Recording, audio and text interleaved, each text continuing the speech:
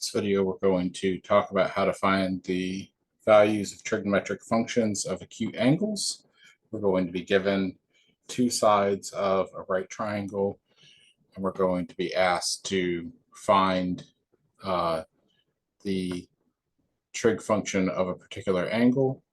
The triangle is going to be in standard position for me, like this, with A in the lower left-hand corner, B in the upper right-hand corner. C is always going to be the 90-degree angle. Little a is going to be the side across from angle A. Little b, the side across from angle B. And little c is going to be my hypotenuse, the side across from the 90-degree angle. So in the first question, we're asked to find sine of A when little a is 5 and little b is 3. We don't know little c. We're going to have to find it with a Pythagorean theorem that 3 squared plus 5 squared is equal to c squared.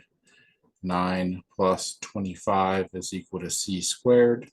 34 is equal to c squared, and c is equal to square root of 34. All of these triangles are going to be located in the first quadrant. That's why I'm talking about acute angles here, so that they are less than 90 degrees. And that's on purpose so that all of the values in my triangle will be positive. So now that we know that c is the square root of 34, we can find sine of angle A is going to be opposite, which is the side that's 5 over the square root of 34. We're told in our instructions to rationalize all denominators, so we're going to multiply it by root 34 over root 34, and sine of A is equal to 5 root 34 over 34. That was number 1. For number 2, we want to find sine of B.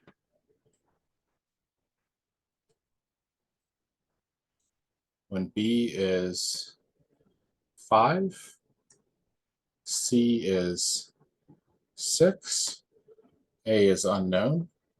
So sine of angle B, we don't need anything else, is going to be 5 over 6. We have everything we need for that.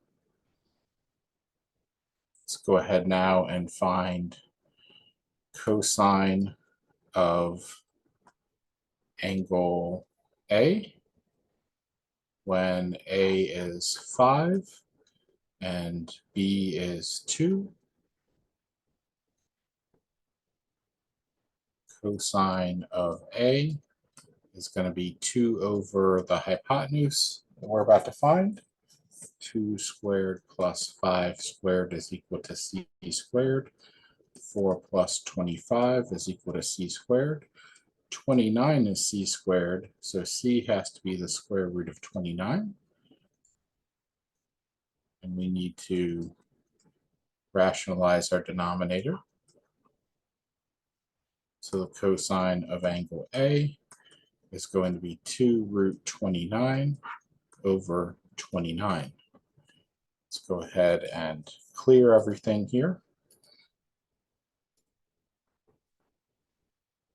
Number 4 asks us to find the cosine of A when the square root of A, when side A is square root of 14 and side C is 13, and we don't know side B. Square root of 14 squared plus B squared is equal to 13 squared. So 14 plus b squared is equal to 169. Subtract 14 from both sides. And that gives us that b squared is equal to 155. And then b is going to be equal to the square root of 155. Let's just make sure that there are no perfect squares hiding inside of there. So that's a 31 times 5. Both of those are prime numbers. No perfect squares hiding inside of root 155. So root 155 is here. Cosine of A is equal to root 155 divided by 13.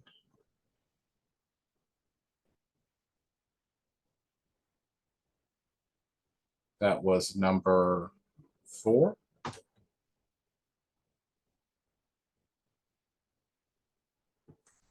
Let's go on to number 5. Find cosecant of B when A is 5 and B is 6.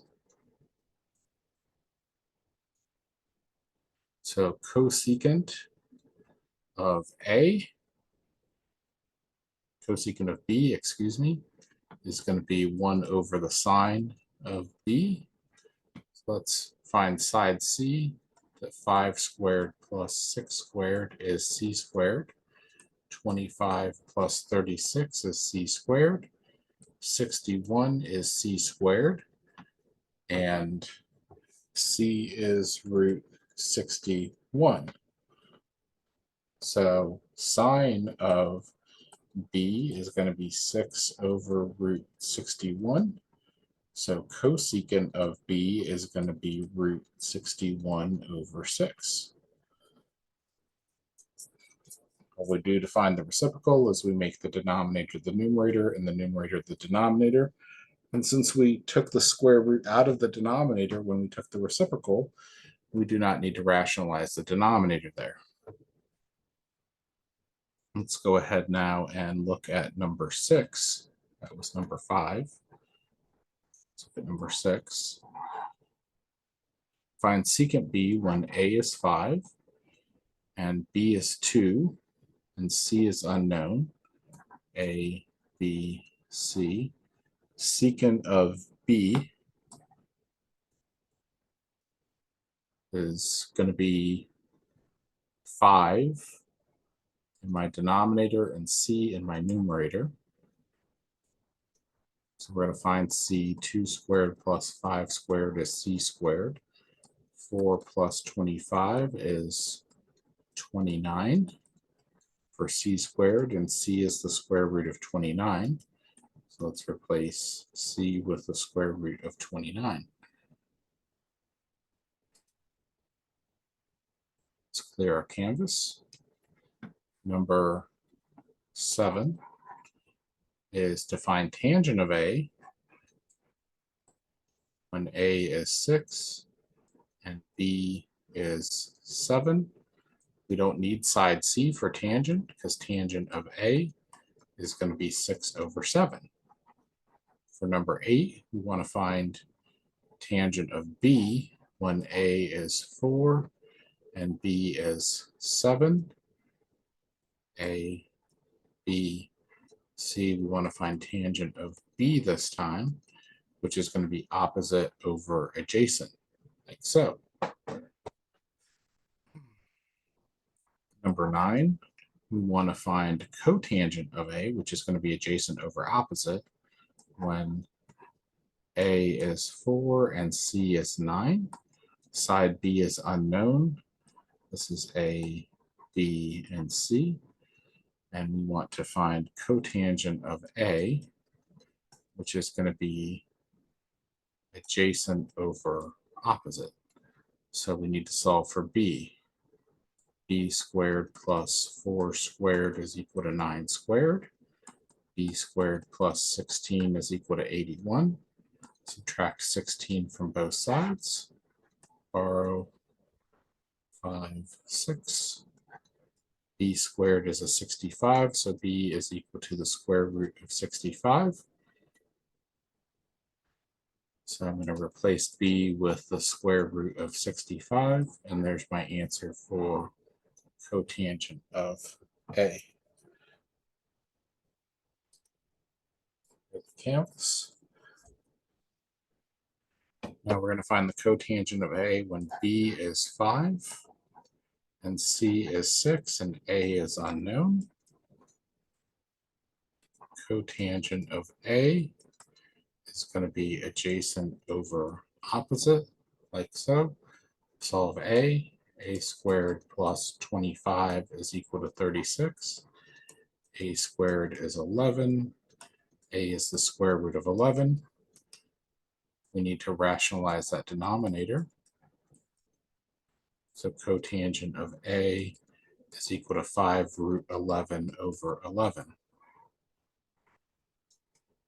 I have one more to show you in this video. We want to find tangent of P. They've moved the triangle around a little bit from what I've been drawing, but P is down here. And they put 12 across and 16 adjacent and 20 on the hypotenuse. So tangent of angle P is going to be equal to the opposite over the adjacent. Both are divisible by 4. 4 goes into 12 3 times and into 16 4 times. So my answer is 3/4. That's it for this video. We'll come back next time and we'll find the exact value of some trig functions given the values of other trig functions. See you next time.